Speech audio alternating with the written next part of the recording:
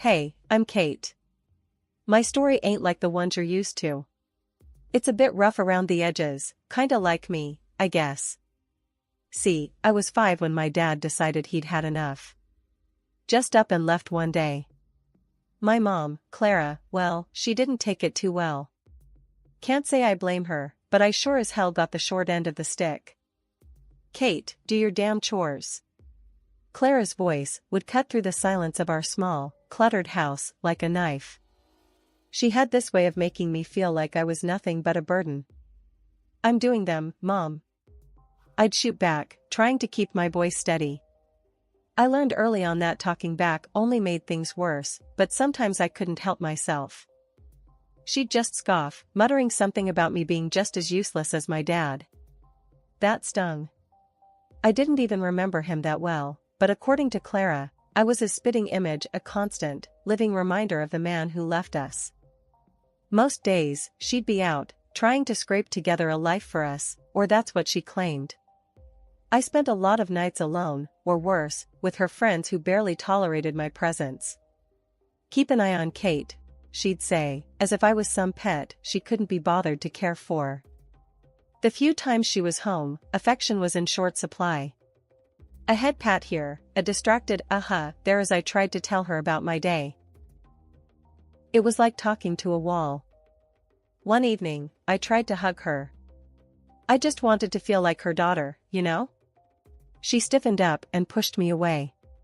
What do you want now? She snapped, eyeing me like I'd asked for the moon. Nothing, I mumbled, stepping back. I learned to stop asking for hugs after that. School wasn't much better. I was the quiet kid, the one with the hand-me-down clothes, and the absent mom at every parent-teacher meeting. Why's your mom never here, Kate? The other kids would ask. What was I supposed to say? That she didn't care? One day, Clara came home in a foul mood, worse than usual. She'd had a fight with one of her friends, the kind that was supposed to watch me, but just let me fend for myself. Why can't you be more like other kids, Kate? Look at you, sitting there with your stupid books. You're just like your father, a complete waste of space. I bit my lip, holding back tears. Arguing would only make it worse. Sorry, Mom, was all I could say, even though I didn't understand what I was apologizing for. That night, I lay in bed, listening to the silence of the house. It was overwhelming, the feeling of being so unloved, so unwanted. I promised myself that one day, things would be different. I wouldn't end up bitter and alone like Clara. I didn't know how I'd make it happen, but I had to believe there was more to life than this. Then Mark came along. Mom married him in a whirlwind, and suddenly, we were a family again. But when Lily was born, it was as if I became invisible, a ghost wandering the halls of a house that no longer felt like home. Kate, look at your sister. Why can't you be more like her? Mom would often say, her gaze fixed on Lily with a warmth I hadn't seen in years. I tried to remember the last time she'd looked at me like that, but came up empty. I shrugged, attempting to ignore the sting of her words. What do you mean, Mom? She sighed, a sound of frustration and disappointment. Lily's so put together, so delicate. And you? You're always in those baggy clothes, hiding who knows what. You could be pretty if you tried. Mark would sometimes interject, a gentle mediator in our stormy household. Clara, Kate's fine the way she is. She's smart, kind. But Mom would cut him off, her voice cold. I'm talking to my daughter, Mark. Stay out of this. The divide between Lily and me grew as she embraced her role as the cherished child. She knew she was the favorite and used it to her advantage, sabotaging me with a smile on her face. Mom, Kate won't share her makeup with me. Lily would lie, knowing full well I had barely enough for myself. I bought that for both of you, Mom would snap at me, without bothering to check the truth. Why do you always have to be so selfish? But I'd start, only to be silenced by a look. Mark, bless his heart, tried to make peace, but his efforts were often in vain. One evening, as I helped Lily with her homework, she deliberately knocked her glass of juice over my papers. Oops, she said, not a hint of remorse in her voice. Lily, apologize to your sister, Mark said firmly, witnessing the scene. Lily pouted, turning her manipulation skills on. I didn't mean to, Daddy. I'm sorry, Kate. She lied, her apology as empty as her gaze. Mom walked in at the tail end, her eyes darting between us. Without missing a beat, she sided with Lily. Kate, can't you see she's sorry? Stop making a scene and clean this up. Frustration boiling within me, I cleaned up the mess, the injustice of it all burning in my chest. It was always the same, Lily's word against mine, and I was always the villain in Mom's eyes. One day, feeling a mix of desperation and longing for a connection, I called Mark Dad in a moment of vulnerability. It slipped out, natural as breathing, but the fallout was immediate and harsh. Mom's face twisted into a mask of fury. How dare you? You have a father, Kate, and Mark is not him. You're just trying to replace him because he didn't want you. Her words were like a physical blow, knocking the air from my lungs. Mark looked stricken, caught between his wife and stepdaughter, a silent witness to my humiliation. My voice broke, the hurt too deep for tears. I thought. What? That you could just pretend everything's okay? That you could make us a perfect little family? Mom's voice was venomous, each word a pointed dagger aimed straight at my heart. In the end, I retreated to my room, the sound of Lily's laughter echoing behind me. I was the outsider, the unwanted, living in a house divided by favoritism and silent battles. Mark tried to offer solace, but his kindness was a balm on a wound too deep to heal. Growing up wasn't easy, not by a long shot. As I hit my teen years, things at home went from bad to downright miserable. Mom's critiques got harsher, and Lily, well, she was blossoming into a mini tyrant, with Mom as her biggest cheerleader. One afternoon, I was trying on clothes in my room, the door barely cracked open. I could hear Lily's snickers from the hallway. Look at Kate, trying to dress up. Like putting lipstick on a pig, she jeered, not even bothering to lower her voice. I flinched, the sting of her words hitting harder than I wanted to admit. Shut up, Lily. I snapped back, more hurt than angry. Mom's voice cut through the tension like a hot knife. Kate, don't talk to your sister like that. And Lily's right, you know. Those clothes do nothing for you. I stood there, a mix of anger and humiliation washing over me. I wanted to scream, to tell them both off, but I knew it would only make things worse. Mark wandered in, oblivious to the brewing storm. What's all the noise about?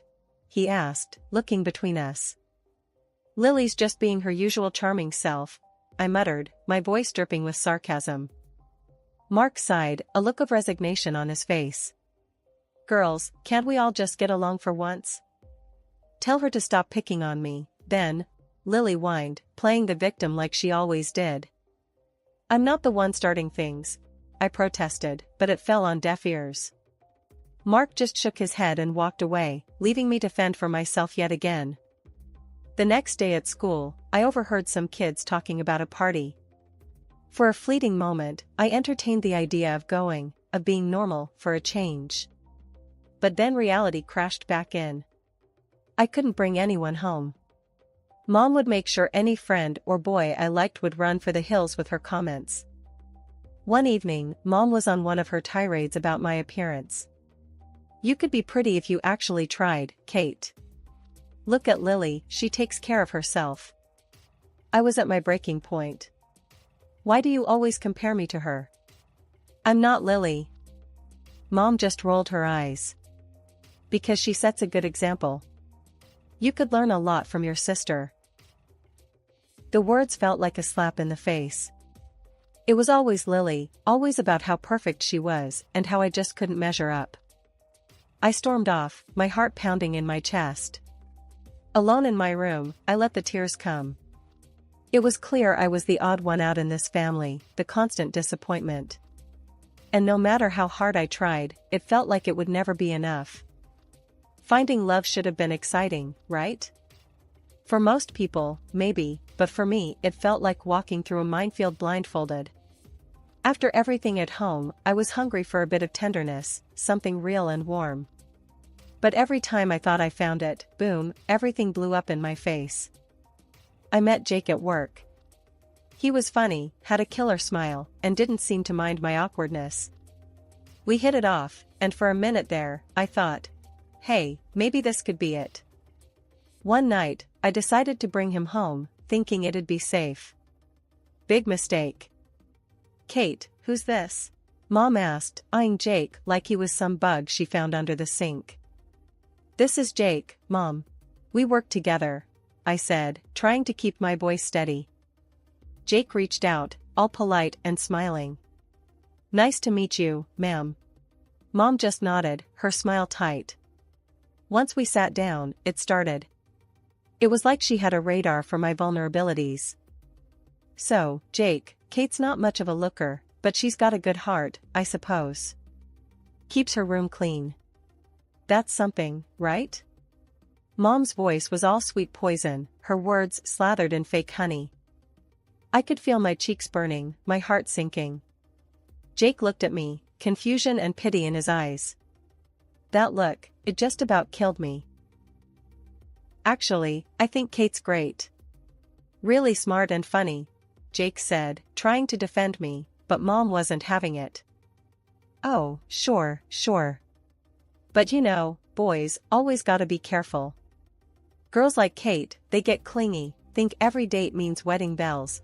Mom went on, each word a dagger. The evening couldn't end fast enough. Jake left, and so did any hope of us. He was cool at work, but distant. Couldn't blame him. Who'd want to dive into that hot mess? It wasn't just Jake. There was Tom, Darren, and a few others. Different faces, same story. Mom would either scare them off with her warnings, or Lily would do her part, spilling some made-up scandal about me. I stopped bringing guys home after that. Started meeting them outside, but the damage was done. My confidence was shot. Every date felt like a ticking time bomb, waiting for the moment they'd find out about my crazy family and bail. One night, after another failed date, I came home to find Mark sitting in the living room, alone. Rough night? He asked, the TV casting shadows on his tired face. Yeah, you could say that, I replied, slumping down beside him. Kate, you're a catch, you know that? Any guy would be lucky to have you, Mark said, sincere as always. I wanted to believe him, really, I did. But belief was a luxury I couldn't afford. Not with Mom and Lily always there, ready to remind me I wasn't enough. Thanks, Mark. Just gotta keep looking, right? I forced a smile, but inside, I was crumbling. Yeah, keep looking. He's out there, Kate. Someone who'll see you for the amazing person you are, Mark encouraged, his optimism a faint light in the darkness. I nodded, not really convinced, but grateful for Mark's belief in me. Maybe one day, I'd find someone who looked past the mess, saw me, and stayed. Until then, I'd keep searching, hoping for a love that could withstand the chaos of my life. A few years down the road, and here I am, Kate, at 27, carving out a slice of life for myself. I've got a decent job as an economist at this big company, and I've been living in my little slice of independence, a small apartment that's all mine. But the real game changer? Meeting Alex. He's not just some guy, he's the guy. The one I can actually picture the whole "till death do us part" scenario with. One evening, lounging on my thrift store couch, Alex turned to me, his eyes serious, but kind. Kate, I think it's time we introduce each other to our folks. I mean, if we're serious about this, and I know I am, they should know, right? My stomach did a somersault. Meeting his folks? Sure. My family? That's a whole different ball game. Alex, you know I'm all in with you, but my family, it's complicated. He took my hand, his thumb brushing against mine. Hey, we all have our brand of crazy at home. How bad can it be? I sighed, spilling the beans about the whole ordeal with Mom and Lily, leaving out no gritty detail. Surprisingly, he didn't bolt. Instead, he squeezed my hand tighter. "We'll face them together," he said, and just like that, I felt a bit braver. So, I bit the bullet and called Mark. Out of everyone, he's been a steady rock in the shifting sands of my family drama. "Mark, I've got news. I'm seeing someone, Alex, and we're engaged." There was a pause, and then, "Kate, that's fantastic. When do we get to meet him?" Mark's enthusiasm was like a warm blanket. He didn't skip a beat, jumping straight to when, not if. I let out a breath I didn't know I was holding. "Soon, Mark. I'm a bit on edge about Mom and Lily." "Don't you worry. I'll smooth things over on this end. Just bring that young man over. It's about time there was some good news around here." Hanging up, I turned to Alex, who'd been watching me with a mix of curiosity and concern. "Well, Mark's on board. Looks like we're doing this." He grinned, pulling me into a hug. "See? Step 1, down. We'll handle the rest just fine." But as the day approached, I couldn't shake off the nerves. Meeting Alex's folks went better than I could have hoped. They were warm, welcoming, everything you'd want in potential in-laws.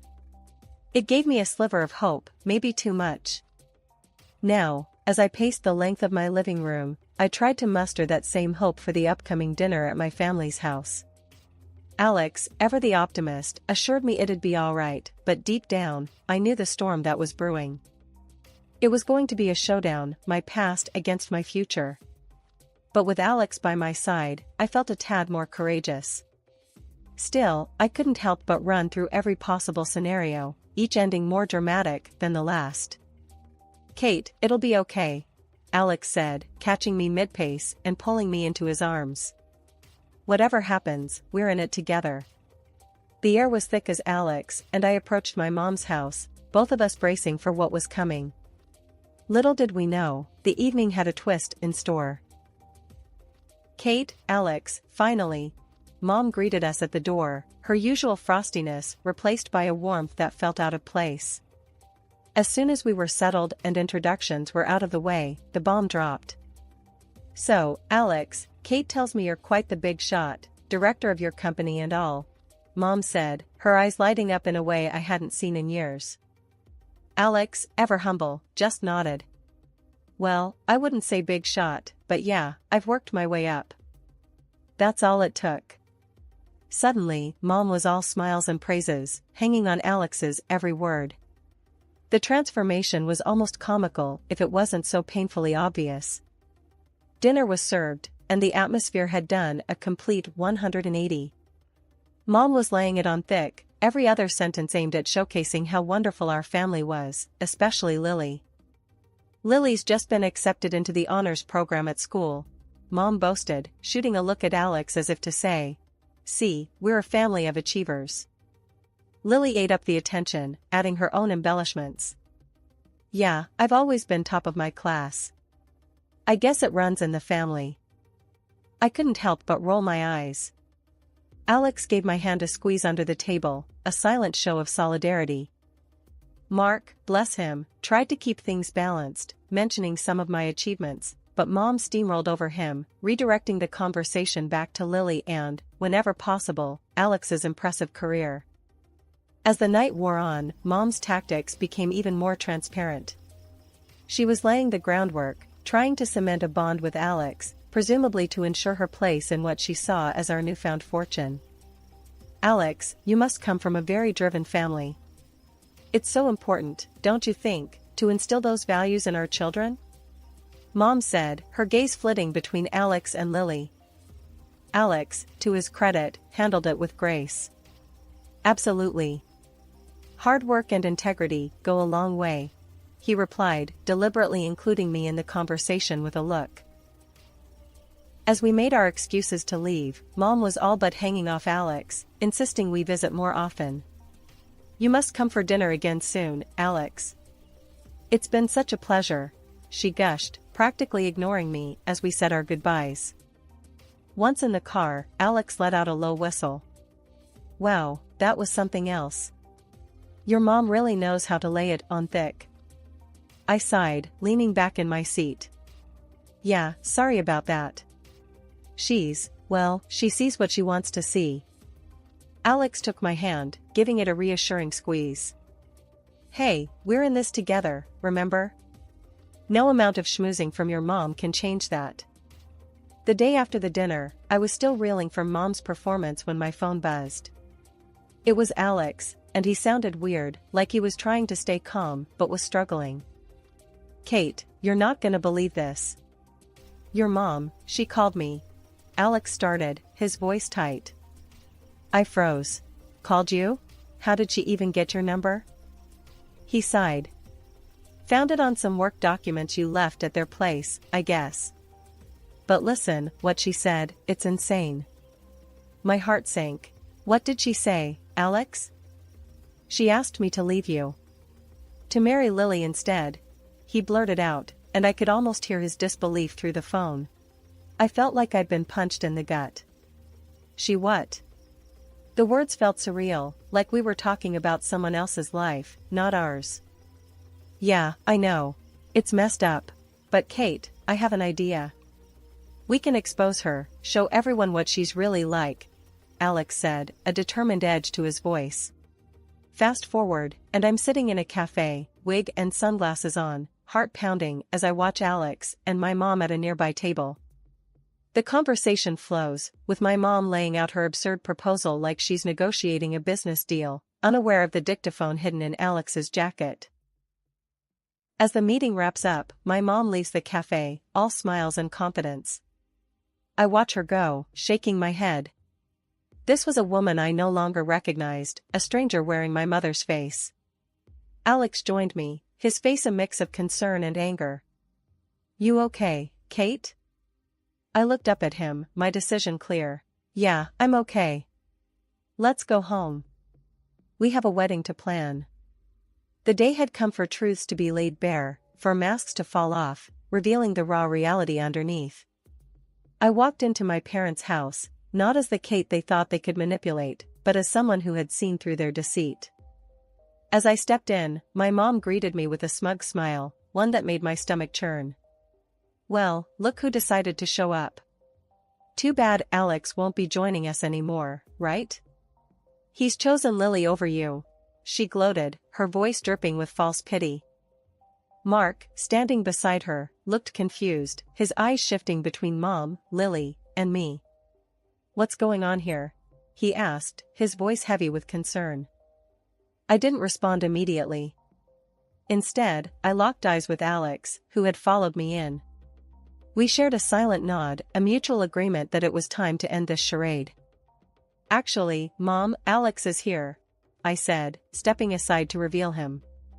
Mom's face faltered, her confidence slipping for a moment before she masked it with indifference. The room was heavy with anticipation as Alex hit play on the recorder. My heart was racing, knowing the weight of what was about to be heard. As my mother's voice filled the room, you could feel the atmosphere shift. I never loved Kate. Her voice echoed, each word a dagger. And Mark, I married him for his money, nothing more. The recording stopped, but its impact lingered, heavy and suffocating. The silence that followed was broken only by the sound of my stepfather's voice, strained and full of hurt. I can't believe this, Mark finally spoke, his voice barely above a whisper but carrying a storm of emotions. His gaze shifted from the recorder to my mother, seeking some denial, some sign of remorse. But there was none. Mark stood up, his decision clear in his hardened gaze. That's it. I'm done. I want a divorce, he declared, his voice stronger now, resolved. You need to leave the house. The fallout was immediate. Accusations flew, tears were shed, and the fabric of our family was irreparably torn. My mother and Lily, united in their scheme, were now facing the consequences of their actions, isolated by their own greed and deceit. As for me, standing there amidst the chaos, I felt a strange sense of peace. The truth, as painful as it was, had set me free from the web of lies that had ensnared our lives for too long. In the weeks that followed, I focused on rebuilding, on planning a future with Alex, one based on trust and love. We got married in a small, intimate ceremony, surrounded by friends and those who truly cared for us. Mark was there, his presence a symbol of the family ties that still held, despite everything. Mom and Lily? I made the difficult decision to cut ties. It wasn't easy, but it was necessary for my peace of mind, for my happiness. As Alex and I stood together, hand in hand, I realized that this was just the beginning. A new chapter, free from the shadows of the past, ready to face whatever came our way, together. All right, everyone's presentations are done. Nick, the manager, said as he tried to move the discussion forward. Excuse me, I haven't. I recently found out something. Nick interrupted me and began to speak. There's apparently someone in this department who didn't graduate high school and is just a part-timer. Meetings should be for employees only. Absolutely right. His lackey, Mike, of course, agreed with Nick. I'm leaving. After leaving the meeting room, I started to shut down my computer. I noticed that an email had arrived, not in my personal inbox, but in the company's shared email. Thinking, there's no point in speaking up, no one will listen, I went home quietly. The next day, I heard a commotion from Nick's desk. He was staring at his computer screen, his face pale. Nick! Is something wrong? Mike looked at the screen with him. And he turned even paler than Nick. Why is he so angry? Knowing the reason for Mike's distress, I thought to myself, serves them right. My name is Adam. My mother passed away when I was in the 9th grade, and I was raised by my father. Well, you could hardly call it being raised. After my mother passed, my father changed. He drowned his sorrows in alcohol, and though he still went to work, he squandered our living expenses on horse racing. Because of that, I had to start working part-time as soon as I entered high school. Every month, I went to the convenience store with bills in hand that couldn't be auto-deducted from my father's account. Even though I endured it because I didn't want to be alone, I reached my limit in my second year of high school and dropped out. I found a live-in job at a distant inn. Thank you for everything. The day I left home, my father, still staring at the TV, spoke. Take care. That was our last conversation. Back then, 18 wasn't the age of majority, so I needed my father's permission to work, and I couldn't hide my place of employment. Yet, my father never visited me even once. I kept working just to survive, and before I knew it, I was 42. Years of hard work paid off, and I was transferred to the headquarters.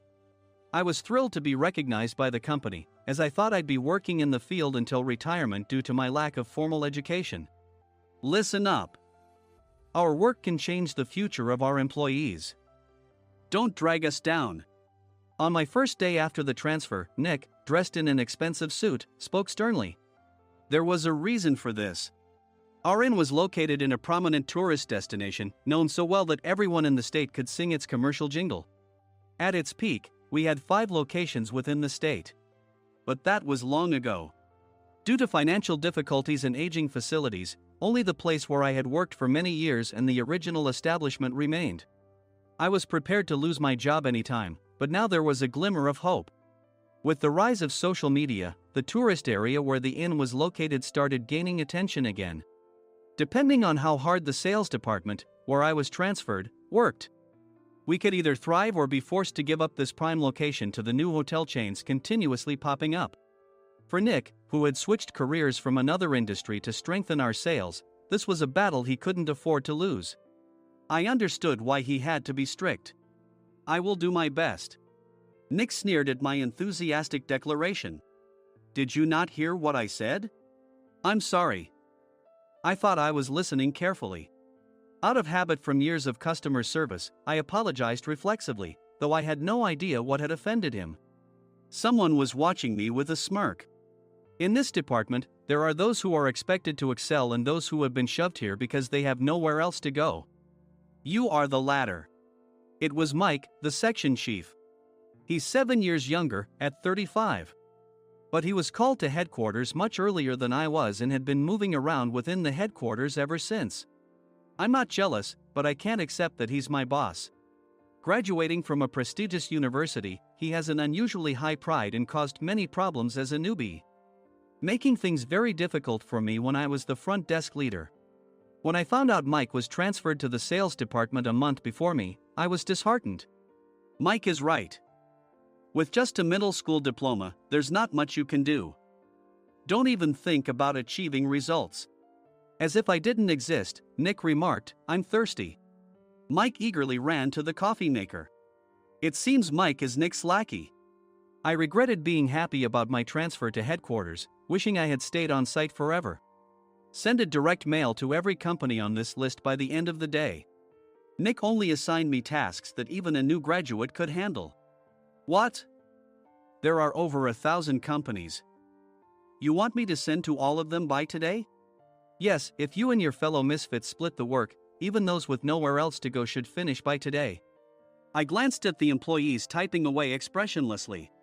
They were worn out from customer service, only thinking about leaving on time, or were women reassigned after having children. With zero motivation for work.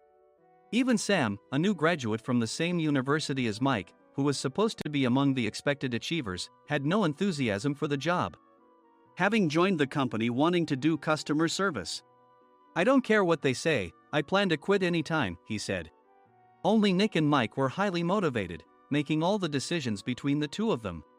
I originally only wanted to work at the inn to survive and had no particular attachment to this job. I swallowed my words, thinking I had no right to reprimand them. About a month after the transfer, Nick told us with a frustrated look. "To commemorate the 50th anniversary, we've decided to create a plan exclusive for one group per day. Originally, Mike and I were supposed to come up with it, but our president, Mr. Thompson, insists on hearing everyone's opinions. So, you all get a chance." As Nick explained, Mike began handing out prints. "Make sure not to embarrass Nick. If your ideas are half-baked, you'll have to redo them." It seemed that they had printed his handwritten notes by Mr. Thompson, which included several questions and a section for free responses. It made sense why Nick had to seek our input, given that all responses had to be submitted to Mr. Thompson. We were given a week to think about it, and a meeting was scheduled to compile our ideas. My plan is to let guests enjoy both the old and modern America. Nick began the presentations. Guests would watch a master confectioner at a nearby traditional sweet shop make sweets in front of them. The welcome drink would be premium tea in a bottle. Nick's plan was certainly attractive. After his presentation, Nick called on us to present in the order we were seated. Just as I stood up for my turn. "All right, everyone's presentations are done." "Excuse me, I haven't. I recently found out something." Nick interrupted me. "There's someone in this department who didn't graduate high school and is just a part-timer." He was likely talking about me. I joined the company as a part-timer and was made a full-time employee when I turned 20. That was 20 years ago, so Nick and Mike probably had no chance to know until recently. Meetings should be for employees only. Absolutely right. After that, Nick kept creating opportunities to solicit everyone's opinions, purposefully excluding me from speaking. The meeting unexpectedly heated up and went past the scheduled end time. A few people asked to leave, and the discussion continued with the remaining few. "Still here?"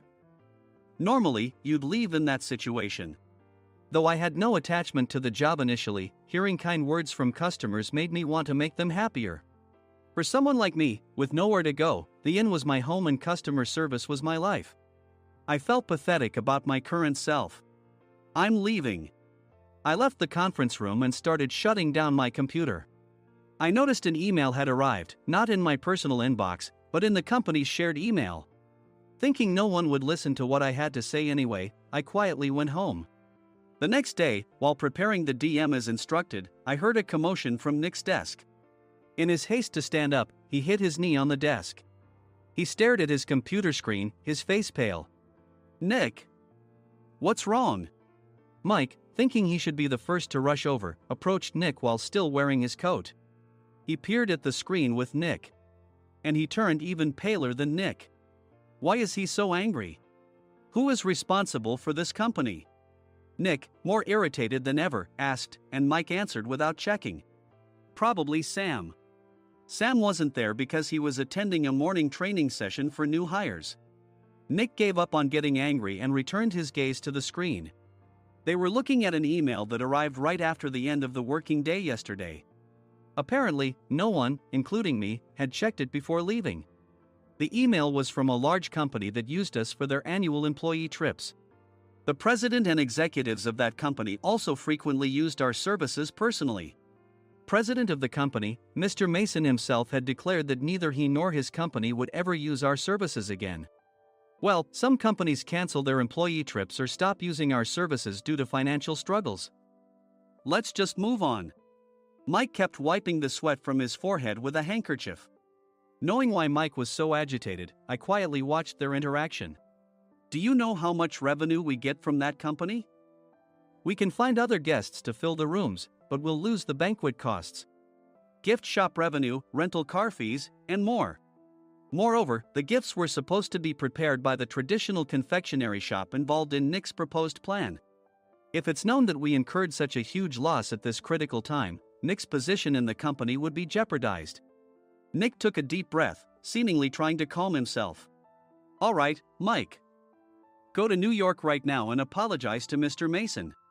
What? You're coming with me, right? I have urgent work to do. I trust you, which is why I'm entrusting this to you. Please. Mike, believing Nick's sincerity, agreed with a determined look on his face, saying, yes. That's Nick for you. Even if Mike went to apologize, Nick would shift all the blame onto him if the client didn't change their mind. Well, it was Mike's fault to begin with, so it served him right. About 3 hours later, Sam answered a call from somewhere and repeatedly apologized, saying, I'm very sorry. Everyone watched to see what was happening. After ending the call, he informed Nick with a weary tone. When Mike arrived at the client's company, he only made things worse, further infuriating Mr. Mason. He was demanding, get his boss here immediately. It was no wonder Sam was exhausted, dealing with such a call right after returning from training. What is that idiot doing? All right, Adam, you're coming with me. If sacrificing Mike didn't work, then I must be next. Normally, I'd want to refuse at all costs, but I saw an opportunity in this situation. If I can be of assistance, I'd be happy to join you. I immediately followed Nick, and we flew to New York. When we introduced ourselves at the reception, it became clear how serious the situation was, as the receptionist personally escorted us to the president's office. Angry voices leaked through the door, making both Nick and me uneasy. Excuse me. I'm Nick, the supervisor. I understand my subordinate has caused you trouble, and I deeply apologize.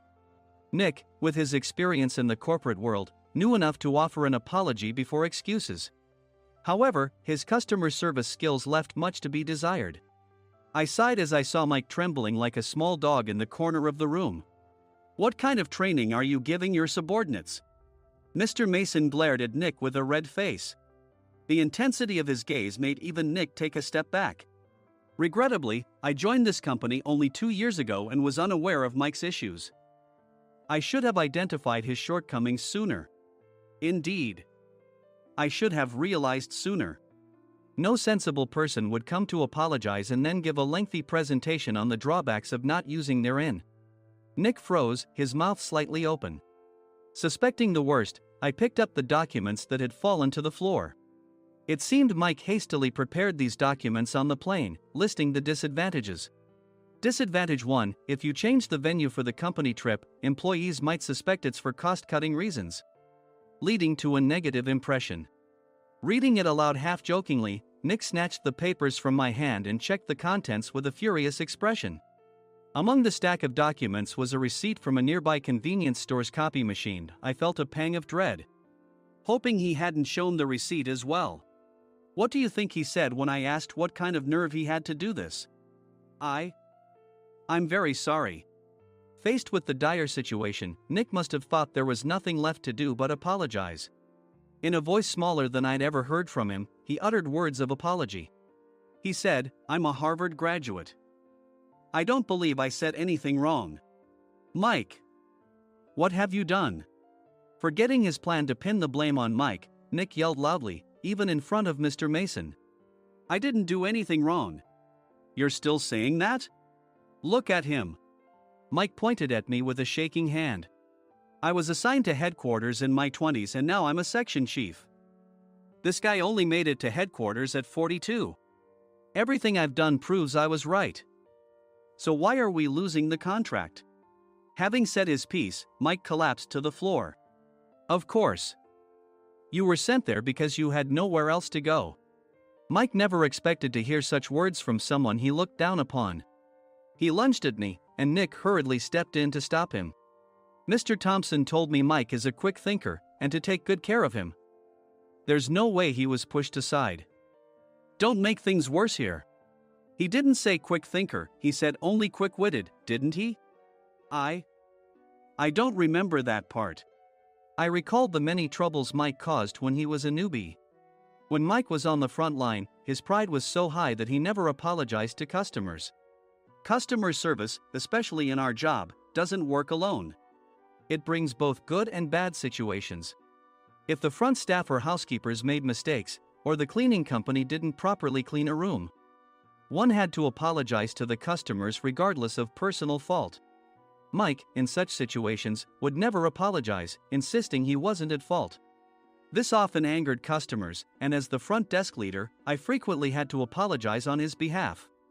He caused complaints and disrupted operations, which is why he was quickly moved to headquarters.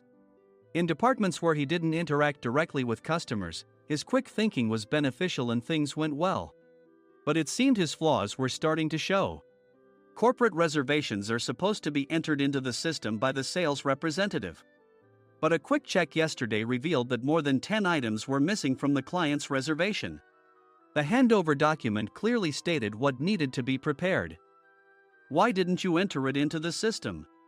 Why do we have to give them special treatment? Filling rooms near the banquet hall, setting up all the food in advance. Specifying the brand of wine, they're too demanding. No wonder he always angered customers, I thought, feeling a headache coming on. Grouping them in rooms near the banquet hall is for our benefit too. It makes it easier for the staff to set up beds and serve breakfast since everyone's schedule is synchronized. As for the other requests, Mr. Mason suggested them to lighten our load. I didn't know that. Nick finally seemed to realize that Mike was the one who had angered the client. What did you say to them? I just told them we wouldn't give them special treatment anymore. We shouldn't waste effort on things that don't bring in money. I was utterly exasperated at his lack of understanding of customer service. Of course, we shouldn't comply with unreasonable demands. But carrying over successful practices from past stays makes customers feel remembered and enhances their experience. Good memories encourage repeat visits. That's part of our job.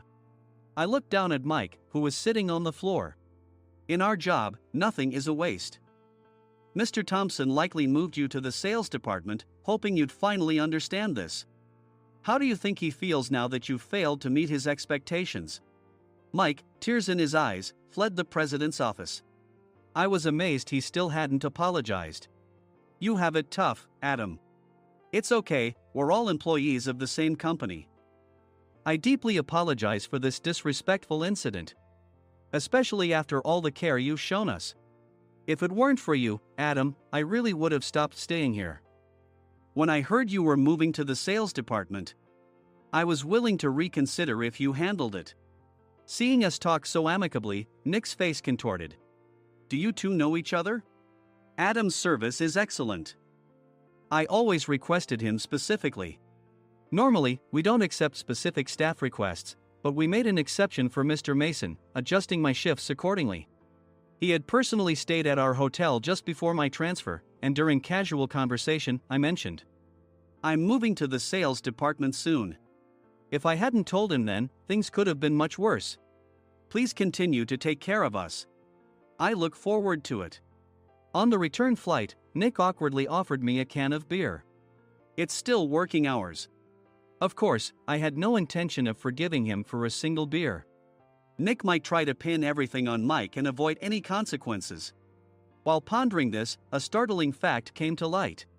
Nick, the tea bottles for the plan have arrived. I handed Nick a bottle labeled with our inn's name. They look good. What are you talking about? These are plastic bottles. I had assumed we would use the trendy, high-end bottling tea. But what arrived were ordinary plastic bottles of tea with customized labels. The only unique aspect was the label, which had the inn's name, making it look customized. Upon further investigation, I discovered that a substantial amount of money was set to be paid to the tea company. It was priced like bottling tea. Does this plastic bottle really cost $100 each? The tea inside is specially blended for us. The extra cost is for that. Wouldn't it be better to use another tea company? Or is there a specific reason we must use this one? As Nick continued to make excuses, I showed him a printed email. I informed the tea company's president, Mr. Mitchell, that we discovered irregular payments and he confessed. He said you two were high school classmates and planned to split the extra money. That idiot. Why did he confess? That's not important. You should worry about yourself, this could turn into a police matter. Opening the bottle cap, I suggested. How about calming down with this tea? It supposedly has a relaxing effect. Nick drank the tea frantically. In the following days, decisions were made about their fates. Mike was reassigned to the General Affairs Department, with no chance of transfer or promotion, as per Mr. Thompson's orders. As for Nick, since the payment to the tea company hadn't yet been made, he narrowly avoided legal trouble. Instead, he was encouraged to leave the company, and to avoid further complications, Nick submitted his resignation. Rumor has it that connections between HR departments have made it difficult for him to find new employment. Even though it was good to have those two gone, something unexpected happened in the sales department. Everyone became motivated and united in refining the 50th anniversary plan. In the end, my plan was adopted. We collaborated with the Tourist Information Center to provide personalized guides. The plan, tailored to the number of guests, was truly special for the 50th anniversary. Hey, is Adam's family coming to stay? I immediately booked that special plan for my family. Sam noticed it on the reservation list and quickly picked up on it. Yes, I'm inviting my father. That's great. I might invite my parents too. I lacked the courage to face my father just as Adam. But here, with the confidence Mr. Mason praised, I felt ready. The 50th anniversary plan was a perfect opportunity to reconnect with my father. I hoped to bring back the days when we could laugh together as we once did.